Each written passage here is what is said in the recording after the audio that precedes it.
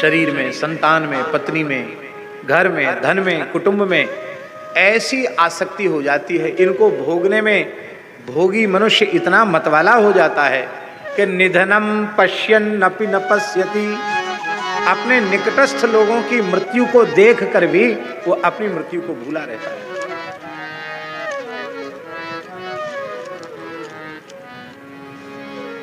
एक गौतमी नाम की ब्राह्मणी थी, एक गौतमी नाम की ब्राह्मणी थी।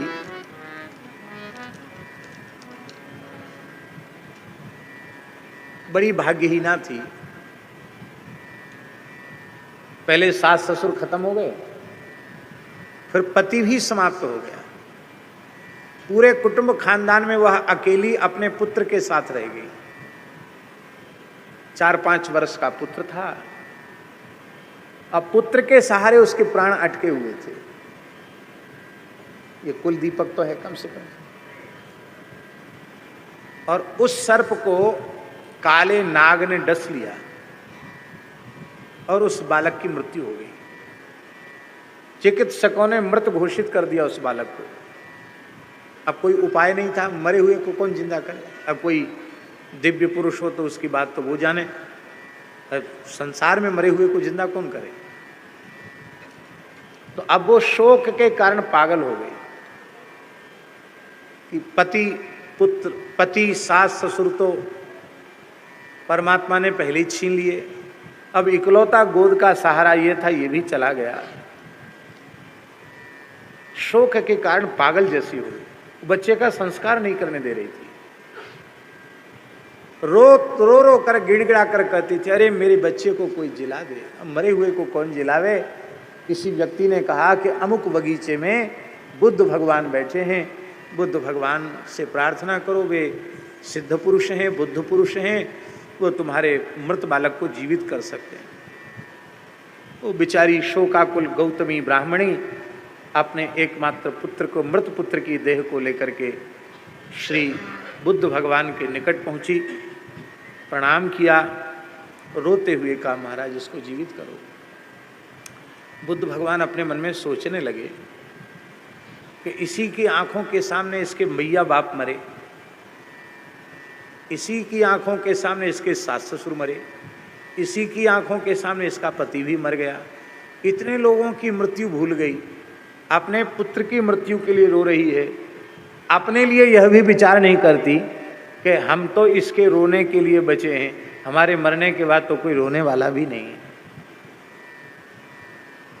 कितनी मोह की प्रबलता है।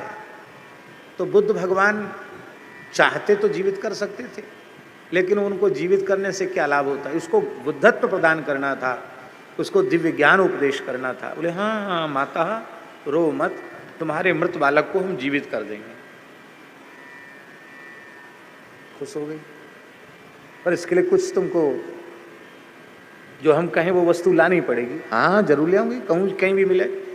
बोले किसी भी घर से कुछ सरसों के दाने ले आओ, पर सावधानी यह रहे कि वह सरसों के दाने उस घर में से आने चाहिए जिस घर में कभी कोई मरा ना हो।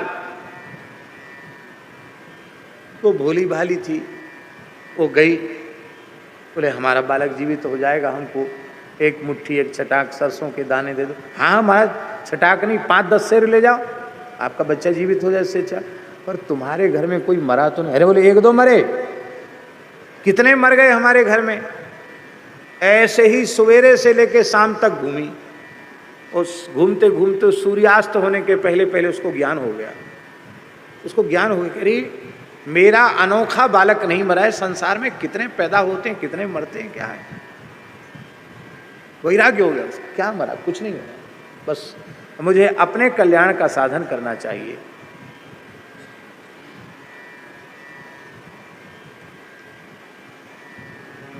वो बुद्ध भगवान के चरणों में आई, अपने बच्चे को वहीं छोड़ के गई थी, मरे हुए बच्चे को प्रणाम किया। कहो देवी लाओ, इसको हम जीवित करेंगे। कहा भगवान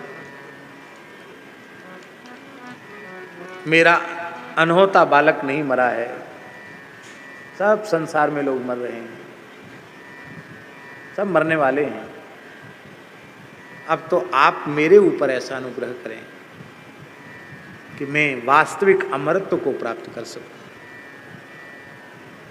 मृत्यु के भय से विमुक्त हो चुकूं। ये मृत्यु के भय से विमुक्ति क्या है? यही है स्वरूप में स्थिति, स्वरूपावस्थान। यही है मृत्यु के भय से मुक्ति। चाहे भक्ति के द्वारा अथवा ज्ञान के द्वारा हम अपने स्वरूप में स्थित हो जाएं, इसी को कहते हैं मुक्ति, इसी को कहते हैं।